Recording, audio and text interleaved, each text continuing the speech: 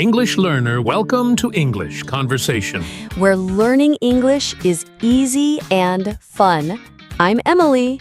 And I'm Paul. Hi, Emily. How are you today? Hi, Paul. I'm doing great, thank you. Feeling very happy to be here with all our amazing listeners. How about you? I'm fantastic too. Always a good day when we get to talk about English and help our friends learn. So, Emily, what are we talking about today? It's a very important topic, right? Oh, it's super important, Paul. Today, we are talking about how to answer the question, tell me about yourself. It can be a little tricky sometimes, but we're going to make it easy and fun. Yes, it's a question we hear a lot in many different situations, from new friends to job interviews, and it can feel a little bit scary. But don't worry, everyone. We are here to help you. Exactly. Before we start, please remember to like this episode, share it with your friends who are learning English, and subscribe to our channel if you haven't already. It helps us a lot. Yes, please do. Your support means the world to us. And now, let's dive in. Emily, where do we start with tell me about yourself? Okay, so first, let's talk about the classic way to answer tell me about yourself. This is good for more formal situations like school or a meeting. It's like a simple plan. A plan. I like that. So what's the plan? Well, you start with your present. Say your name, what you do, or what you study. Simple things. Like, hi, my name is Paul, and I'm an English teacher. Yes, exactly. Good job. Then you talk about your past. What did you do before? What did you study? A little bit about your experience. So I worked as a guide before, or I studied history at university. Perfect. And finally, you talk about your future. What do you want to do? What are your goals? This shows you have plans. Like, I want to help more people learn English, or I want to travel the world. Yes, Paul, you got it. So it's present, past, future. It's a nice, clear way to tell your story. That's a great structure. It makes it sound very professional, even for beginners. Now, Paul, what about a super simple and safe version for our beginner friends? Sometimes less is more, right? Oh, absolutely, Emily. For beginners, we want to keep it short and sweet. The goal is to feel comfortable saying something, not to say everything. Yes, so maybe just your name, where you are from, and one hobby or something you like to do. That's perfect. So, my name is Paul. I am from London. I like to read books. That's very easy to remember. Yes, and you can smile. Smiles. It shows you are friendly. You can say, hello, my name is Emily. I am from a small town. I like to walk in the park. See? Short and clear. I think that's great for anyone feeling a little shy. Just a few sentences and you've introduced yourself clearly. No pressure to say too much. Okay, Paul, let's talk about a more specific situation. Job interviews. This one can be tricky, but it's super important to make a good impression fast. Oh, yes. Job interviews. This is where tell me about yourself is almost always the first question. It's not really about your whole life story here. No, not at all. It's about how you are a good fit for the job. So, you need to talk about your skills and your experience that are good for that job. So you should think about the job first. What do they need? Exactly. Think about the job description. Pick one or two things you are good at, that match the job.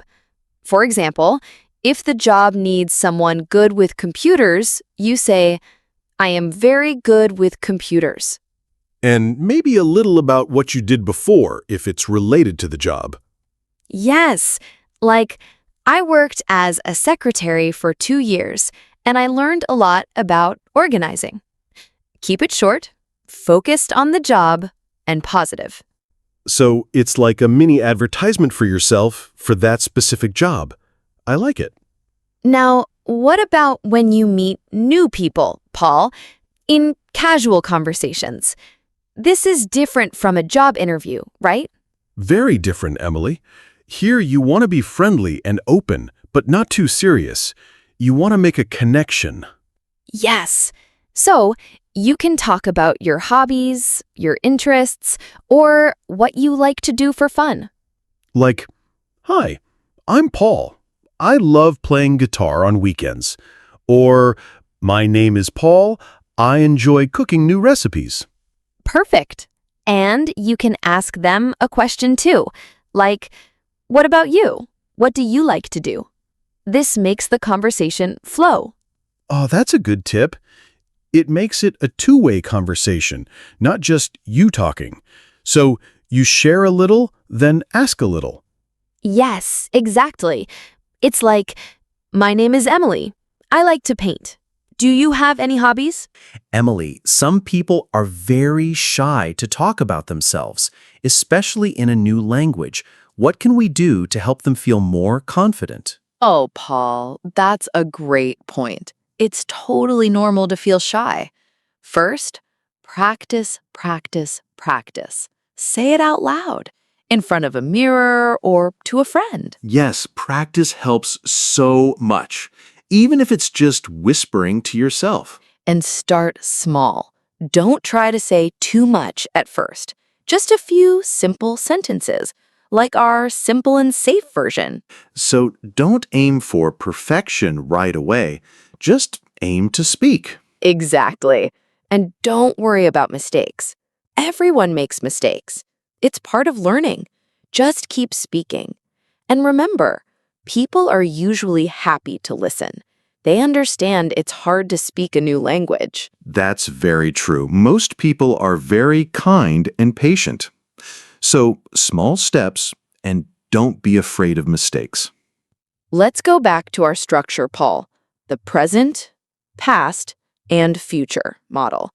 This is very good for giving a more complete picture of yourself. Yes, it gives a good overview.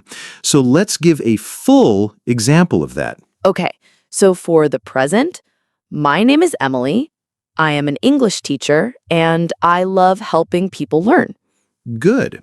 Now, the past. I studied literature at university, and after that, I worked in a library for a few years. And the future? Now I want to create more fun lessons for our channel and travel to new countries to learn about other cultures. Wow, that's a great example, Emily. It tells a whole story in just a few sentences. It's clear and it covers different parts of your life. Yes, it helps people understand who you are, where you come from, and where you are going. It's a very strong way to introduce yourself. So, Paul, sometimes when you introduce yourself, you want to make it a little more interesting, right? Not just plain facts. Oh, yes. I love when people share a fun fact. It makes them feel more real and friendly. Me too. So you can add one small, interesting thing about yourself, like a hobby that is a little different or something funny that happened. Like, I can juggle 3 apples. Or, I have a cat with 3 different colors. Yes, something like that. Or I love collecting old stamps. Or I once met a famous singer. Just one small thing. That's a good idea. It makes you memorable. And it can also start a new conversation topic. Exactly. So you can say your name, what you do, and then, and a fun fact about me is, and share something cool. It's great for casual settings. Okay, Emily, let's talk about some things to avoid when answering, "Tell me about yourself." What are some common mistakes? Good point, Paul. We want to help our listeners avoid these. Mistake number 1?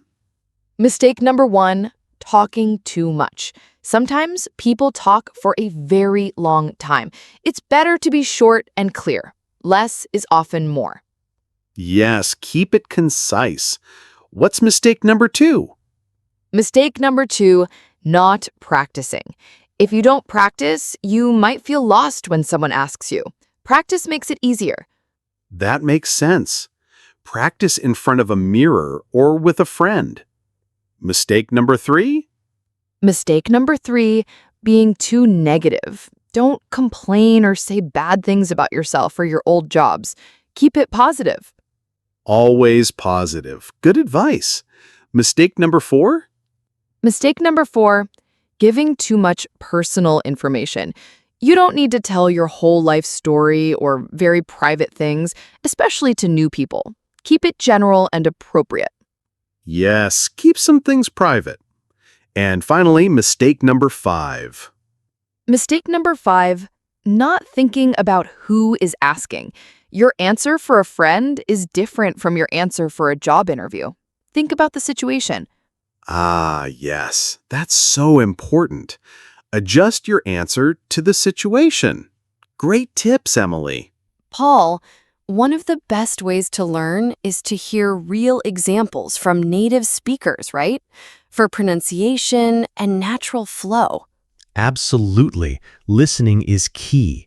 So let's give some examples that our listeners can hear and maybe even try to repeat in their minds. Yes, so imagine someone asks me, "Tell me about yourself." I could say, "Well, I'm Emily. I love teaching English and helping people around the world.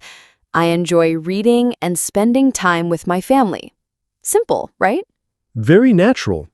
Or for a slightly different one, I could say, "My name is Paul.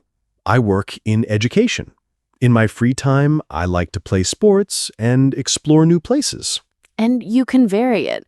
If someone asks in a more formal setting, "I'm Emily and I've been an educator for several years, focusing on language learning. My passion is creating accessible content for students of all levels." That sounds very professional, Emily. Or for a more casual one, "Hey, I'm Paul.